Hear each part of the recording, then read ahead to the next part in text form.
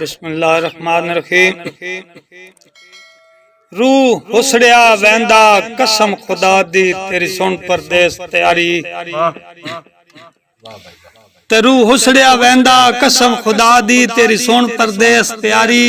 अग थोड़े जे दिल दे मालिकां ओले करी नहीं शक्ल प्यारी। तो जिमें कोई शहजादा कैद च होवे बनी रासी इंज बेजारी। और पिछे कोई न असलम मुगल तो चीनी तेरे हिजर दी गडड़ी बारी। तो मैं समझिया हिजर दे पद मुक गए घर मिलन जाए सरकार। और मैं समझिया हिजर दे पद मुक गए ते घर मिलन जाए सरकार।